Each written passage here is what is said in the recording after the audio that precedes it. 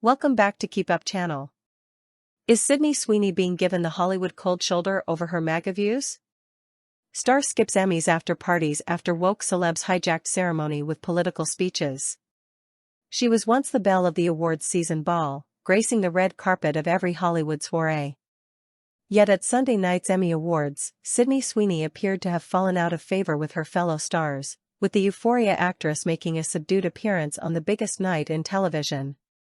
While she took to the stage to present Owen Cooper with the Outstanding Supporting Actor award, Sydney was not pictured mingling with any of the celebrities backstage, nor was she seen at any of the after-parties.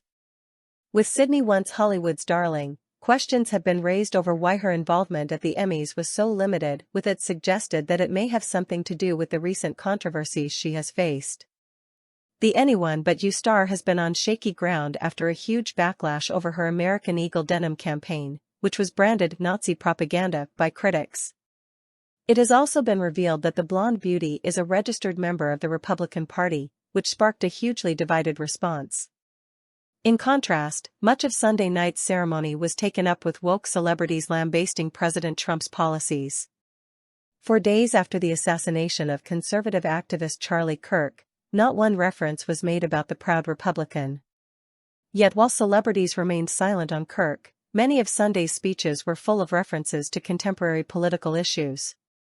Hack star Hannah Einbinder, 30, used the end of her acceptance speech to spotlight Palestine.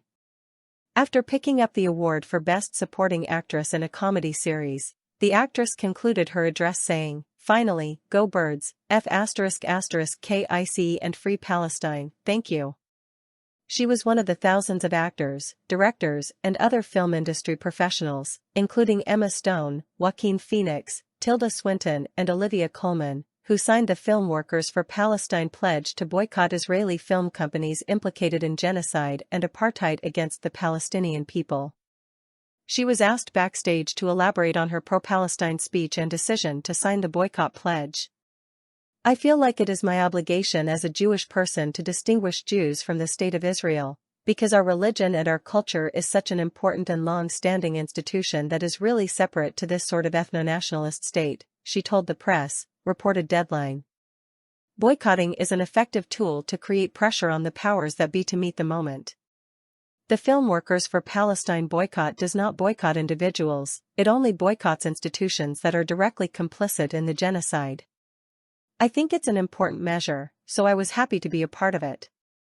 Comic actress Megan Stalter, 35, another breakout star from HBO's Hacks, had the phrase "ceasefire" written on her purse on the red carpet. "It's the most important to stick up for people and for peace," she told Variety of the political statement. "We have to use our platforms." Megan went on to pose the question, "What's the point of being at these big events if you're not going to use your privilege?" Javier Bardem was another one of the Hollywood celebrities to voice his support for Palestine on Sunday's red carpet, referring to a pledge more than 1,800 entertainment industry workers have taken to boycott working with Israeli film companies.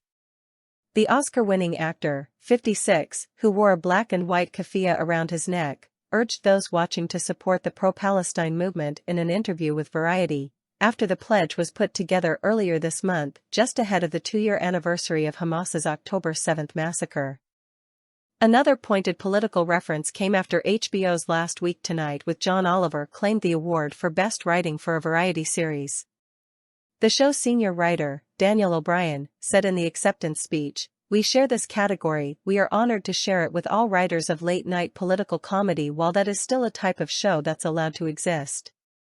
The remarks followed the controversial firing of Stephen Colbert from his CBS late-night show this past summer, with some saying the left-leaning host was a bargaining chip to appease the U.S. president amid CBS and Paramount's $8 billion merger. On a politically charged night in Hollywood, it would be amiss not to notice that Republican Sydney is at the other end of the spectrum to her Hollywood co-stars when it comes to their ideologies. Recently, the actress was engulfed in a bizarre controversy after she appeared in an American Eagle denim campaign that had the tagline, "Sydney Sweeney has great genes," with critics claiming the ad was pro-eugenics and supported far-right politics. In one ad, the Anyone But You actress could be seen buttoning a pair of denim blue jeans while saying, "Genes are passed down from parents to offspring, often determining traits like hair color, personality, and even eye color. My jeans are blue. Another clip filmed the star wearing a denim jumpsuit with a plunging neckline on the front as the camera panned down towards her chest. My body's composition is determined by my jeans, she said, and then stopped to add, "Hey, eyes up here." The camera then jumped back up to her face. Some social media users slammed the campaign and labeled it as Nazi propaganda, while other fans branded the backlash as unhinged. It seemed the backlash only had a positive effect on the brand's profits, as figures published on Wednesday showed it has earned $1.28 billion since June. Wall Street responded after the bell, sending the clothing store's stock price up 25%. The stock is still down 18% on the year. Experts previously told the Daily Mail that the contentious ad was intentionally attention-grabbing. From a PR perspective, what we're seeing from Sydney Sweeney isn't a misstep, Alexandria Hurley, a Las Vegas-based publicist, said. Sydney has flirted with controversy before, from her SNL Hooters skit to her recent Bathwater Bliss collaboration with Dr. Squatch, and rather than walk it back after criticism, she's leaned further in. That's not oversight. That's strategy. However, this strategy was no help when it came to ticket sales for Sydney's latest movies, which were both released in August. Ron Howard's $50 million budget survival thriller Eden debuted in 664 screens and earned just $1 million. The film's disappointing box office performance may be partly due to lukewarm reviews, despite a star-studded cast. Sydney had a dramatic make-under for her role as the real-life German settler Margaret Whitmer in the movie, which also stars Ana de Armas and Jude Law. Meanwhile, her film Americana made only $500,000 on its opening weekend against a $9 million budget, the weekend prior. Last month it was also revealed that Sydney was a member of the Republican Party of Florida, according to public voter records viewed by the Daily Mail. She registered in Monroe County, Florida in June 2024. BuzzFeed was first to report the news not long after one social media user on X uploaded a now-viral post. They wrote, "Was about to make a whole YouTube video exploring Sydney Sweeney's choices, not defending her but going through her career context, and I just found out this lady is an actual registered member of the Republican Party as of 2024. Sydney skirted around the issue of politics in 2022, after she posted snaps of her mother's birthday party guests wearing MAGA-inspired hats. She told GQ, "Honestly, I feel like nothing I say can help the conversation. It's been turning into a wildfire and nothing I can say will take it back to the correct track." Source, dailymail.co.uk. Please like, share and subscribe. Thank you for watching.